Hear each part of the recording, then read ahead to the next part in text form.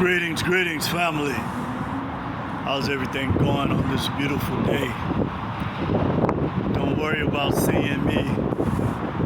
This is sort of kind of a way that you can activate your inner eye and your inner ear so you can integrate the two together. So, taking a little break in between my moving jobs down here in the city. And I thought I'd sit down for a minute and talk to you about the Cocoon experience. Of course, it would take about 10 hours to actually go into all of it. So I'll talk to you about what the whole concept of the Cocoon experience is based upon, where it originated, how we plan to spread the message based upon this great concept that was put into nature by the creator-creatrix spirit. And of course we know that nature is our greatest teacher.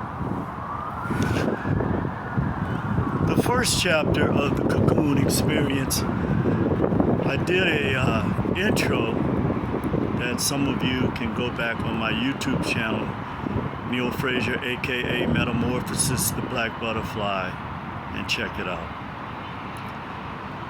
But the first chapter really kind of just lays everything out there.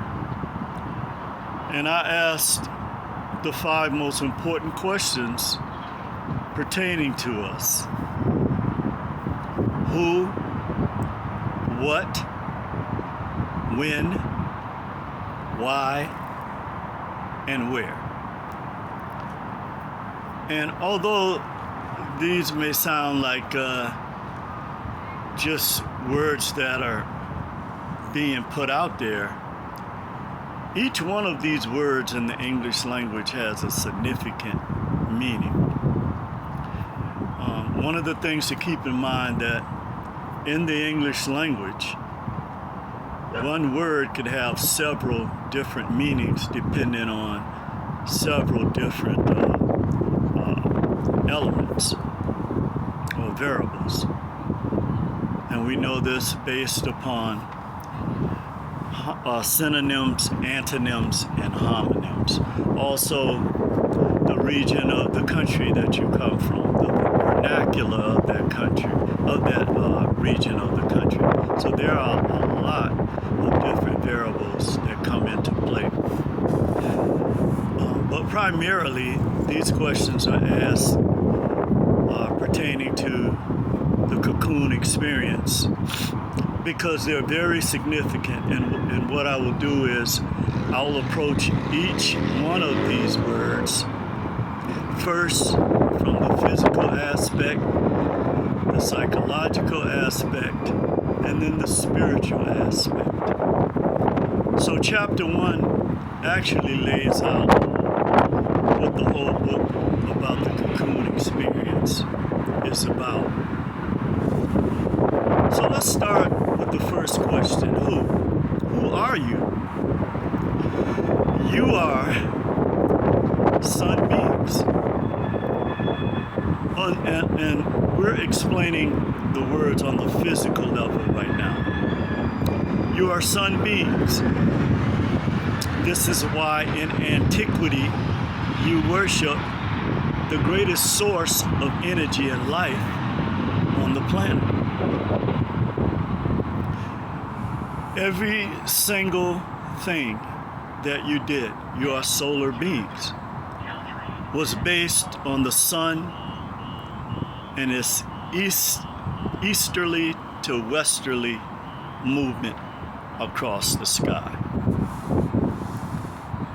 Everything from you observing the great creator-creatrix spirit that held this great source of life in place to the effects that it had on the planet through heat and electromagnetism or electro power, thermal power, heat, how it even touched the plants, and that the plants seemed to come alive when it arose.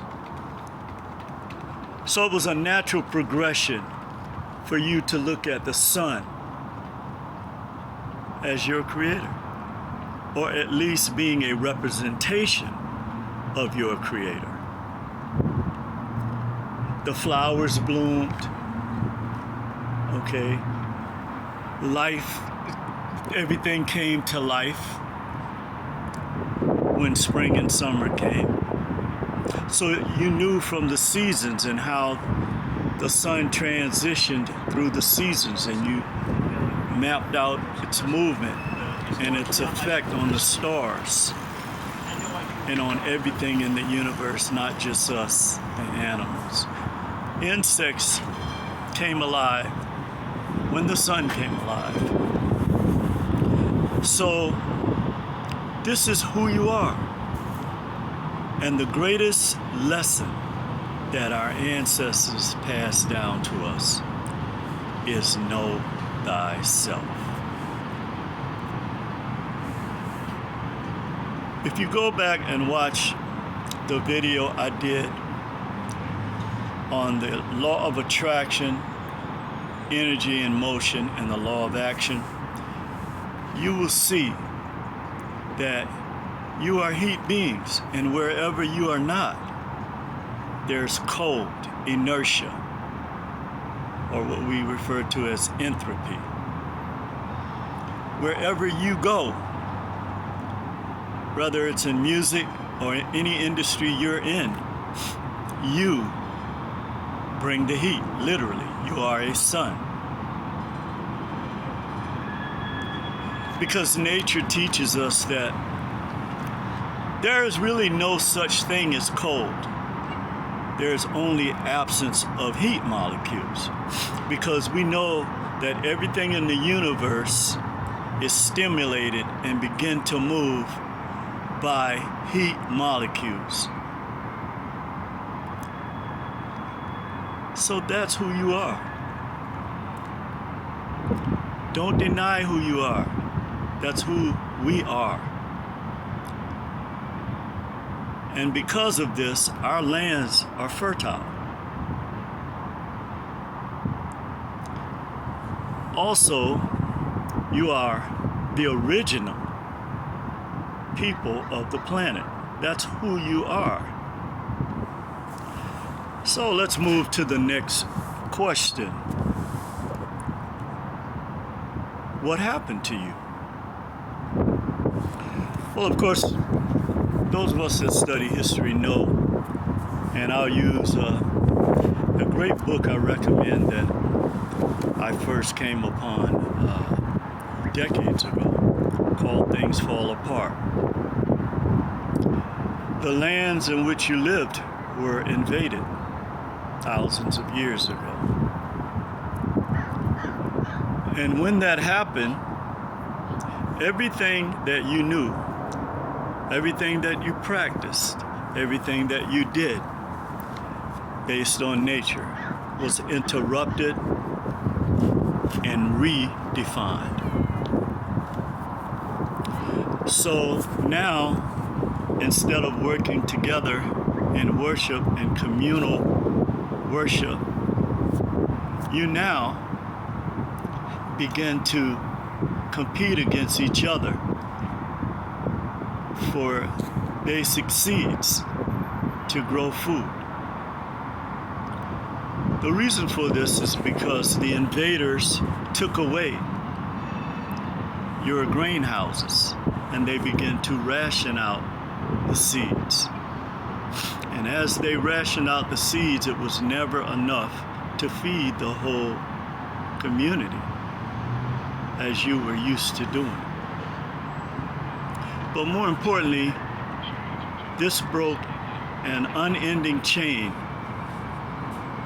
of thousands of years, millennia, of handing these practices down to the next generation. And as a result of that, you were given new gods to worship, because you had to then counter the tremendous trauma that you suffered with looking to the heavens for some type of relief. And that trauma has never left the genetic memory bank of our people. That one particular trauma has been passed down through our neurons, okay, through our central nervous system, through the divine law of oneness, because we are all connected at the molecular level. And this is what happened to you. And that same system, the supply and demand system, is still being used very effectively against you today. When did this happen? Well, the reality is that this happened again thousands of years ago. But more importantly, it happened during a time when you were beginning to blossom, that you were beginning not just to, you had built civilizations tens of thousands of years prior to the invasions of your lands. You had your own language. And you lived in peace and harmony. And this happened during a time when you were moving into another phase of expanding nature. So the timing could not have been worse. But as I've learned through nature, that there are seasons for things to happen that are built into nature, just as our everyday experiences in nature and during the different seasons that we experience. Why did this happen to you?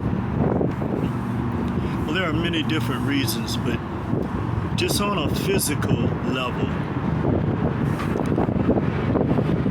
there were people who were looking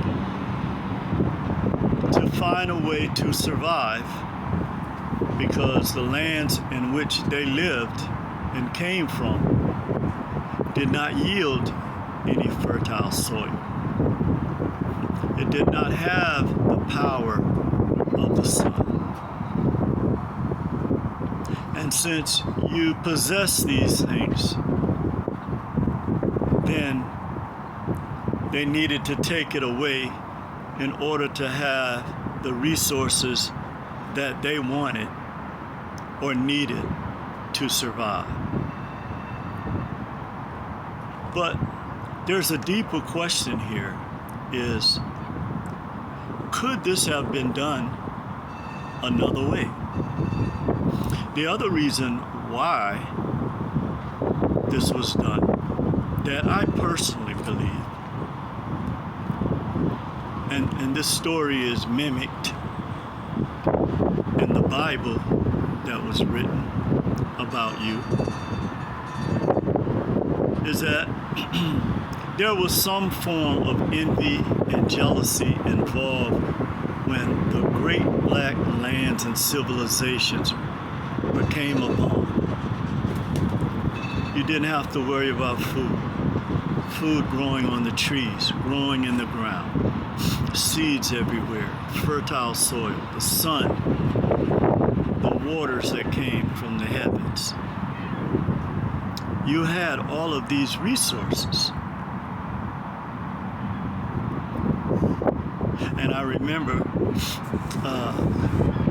Dr. Amos Wilson saying that maybe black people would have been better off had they not had all of these resources in their lands.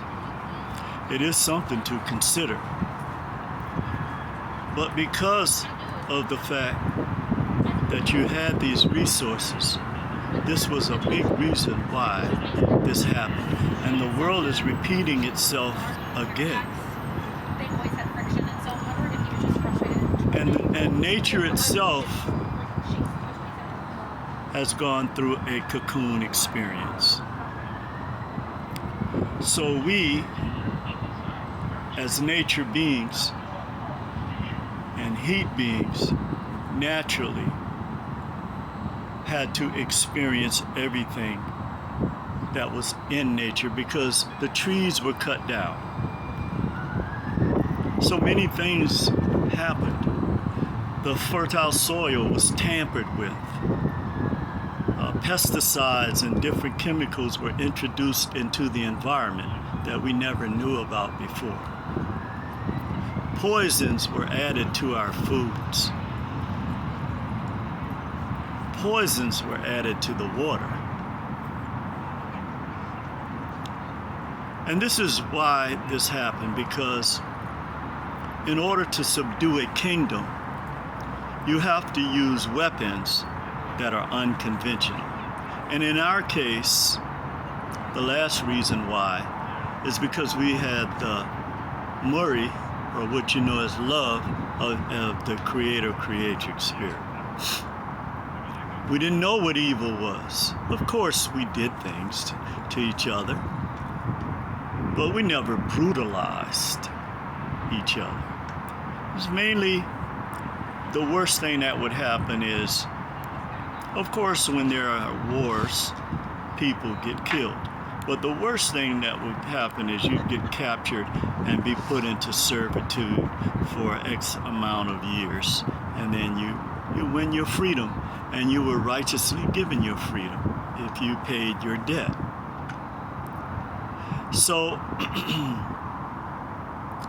all of these things on a physical level is why this happened. And finally, the question where on the physical level. Where are you going from here? We don't own any land, at least not in this hemisphere. The land that we own is on another continent, in the motherland. So where do we go from here on a physical level? Why don't we have deeds to properties? I don't know how many of you have ever heard of the law of eminent domain. Well, I'm old enough to remember that there were times when black people owned a lot of land. I'll give you one example that many people are unaware of. The rich resort now, that's called Hilton Head Island, was once owned by black people. They were driven off of their land. And, so now, where are you going to go physically? Because even if you do get a deed to a land, they could say, use the law of eminent domain and say, we need this for, for purposes beyond you just living here. So you see, this is one of the things that I see when I look at the future of our people and our children. We still have the same fundamental relationship that we've had for the 500 years that we've been here. Nothing has really changed. So let's move into the psychological aspect. Oh, it's getting kind of cool down here, and I got to get back to my break. Will be over in about 30 minutes. Get back to this moving job. I don't want to spend the rest of the day doing it. Where was I? Oh, the psychological aspect of these birds. Now, we just covered the physical aspect, so we're going to talk about the psychological aspects. And I'm going to run through this real quickly. Who are we psychologically? Do we know who we are? I'm talking about as a genetic people with a culture. Do you know who we are? Because psychologically, here's where the caterpillar and the butterfly clash, and why you must have a cocoon experience. We are, as I said before, the original peoples of the planet. And all people originate from our primordial seed. Now, psychologically, you have to deny that in order to be what you know as successful in the system that we live in. And this in itself causes a tremendous trauma to the brain and to the mind. And it affects you in ways that you don't comprehend at this time. So psychologically, because there is that's why you always have inner conflicts, because who you are internally, which is the law of correspondence, as within, so without, who you are internally is manifested in ways that are foreign to you, who you really are. And you have to walk this tightrope psychologically in order to fit into this system. So what does that mean? Essentially what it means is that you're two different people. It means that you are and this goes back to the theory of the nature versus nurture theory, where the question is asked, are we more affected by our environment, our social environment? Or are we more affected by our nature, our genetic, our DNA, our makeup? That's a question that we'll visit at another time. But my point is that you have this nature-nurture controversy in you because who you truly are affects you more psychologically, and the anguish. This is why we try to self-medicate or do whatever we can. It's no excuse for that. I'm just saying, I'm just giving some of the reasons why we have to be, out in front, be seen, because that another psychological game that's played against you is not representing you on the screen or this is why social media has such an addictive quality to it for black and melanated people, because you can be seen and heard where you were denied that before. So psychologically, when you turn on the TV, you don't see people that look like you, and that has a psychological effect on you. I'm telling you the truth. A lot of people don't want to talk about this, and I go into more detail in my book, Electromagnetic Warfare, because World War IV, Creator versus God. Because you can't get away from nature. Nature has a built-in karma to it. So you can't get away, and so psychologically this affects us. When does it affect us? All the time. It affects us when we're out socially. It affects us when we're out working jobs or doing business. It affects us even when we're asleep, through nightmares or through different things that we experience.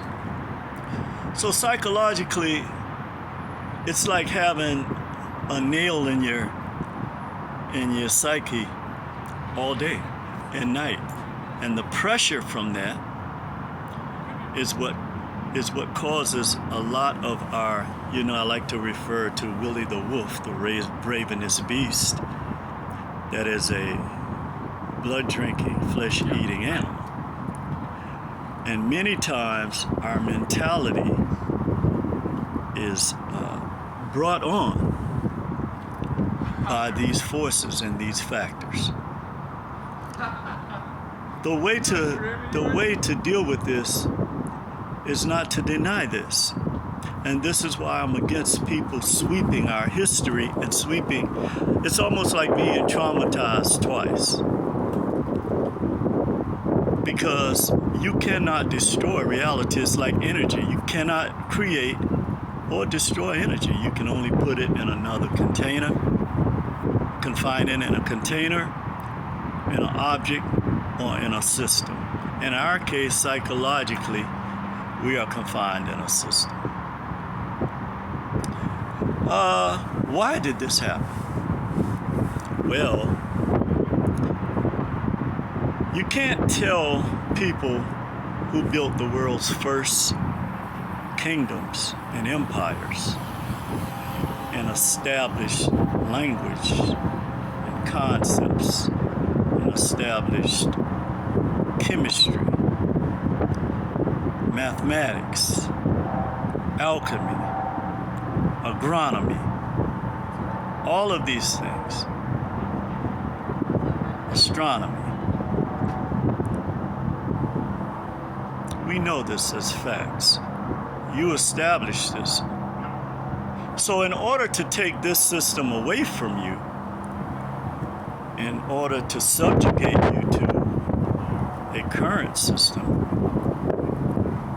you had to remain in a caterpillar state, because it is impossible to dominate 90% of the people in the world by 10% of the people unless you participated in your demise.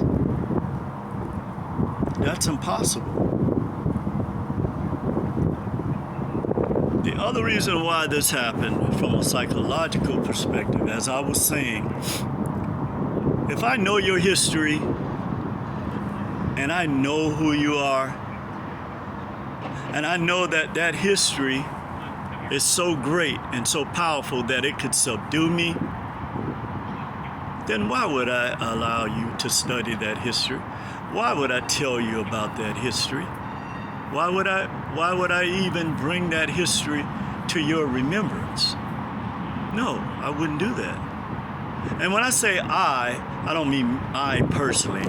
What I mean is the controllers of the system that you are subjugated to has a vested interest psychologically, economically, socially, and every otherly to keep you in darkness. So, the last question psychologically is, where does all of this come from? Well, it comes from the devices I'm holding in my hand. Because you see, these chips, because it's not really the phone, these chips are just conduits for electromagnetic energy and waves. And because you don't comprehend it and understand it and study it, then you are easily manipulated by it. And psychologically, where it's coming from is a place that you don't want to know. Because the place from whence it's coming from is an all-out attack on you.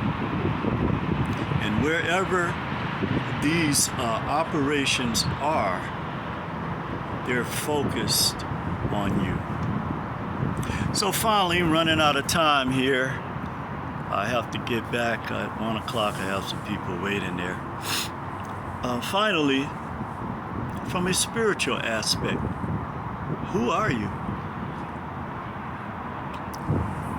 Well, you are the creator-creatrix spirit having a physical experience. And I'm sure you've heard this before. That's who you are.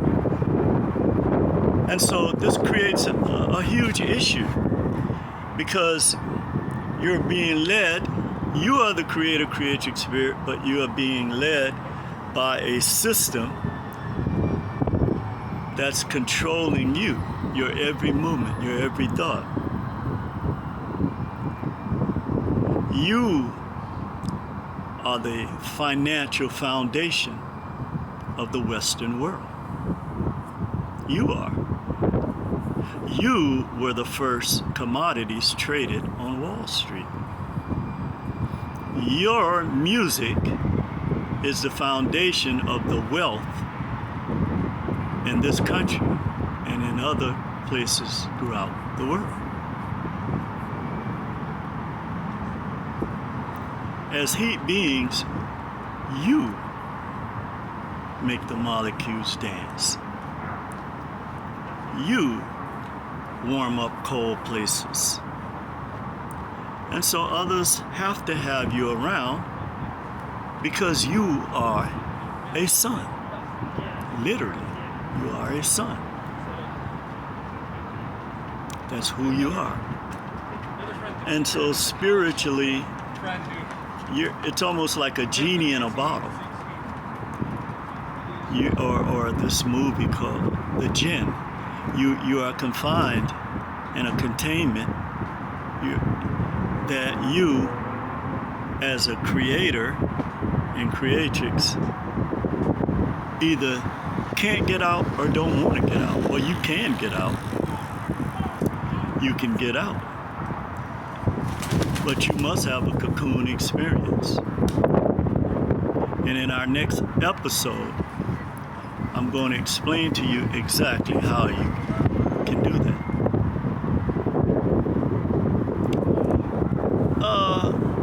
So, briefly, well, I just explained to you psychologically that what happens is you have to be two different people. The same thing is on the spiritual level. You basically have to deny who you are, who your spirit really is, in order to maneuver in the system. So that's pretty much that in a nutshell. When does your spirit rise? I often ask the question is, well, when I used to go to church, my father's churches and other churches, it seemed like that was the ideal place for people to get the Holy Spirit, or the Holy Ghost as they called it back in the day. But those same people, if you see them in the supermarket, can curse you out. I guess the Holy Spirit chooses when it comes and goes.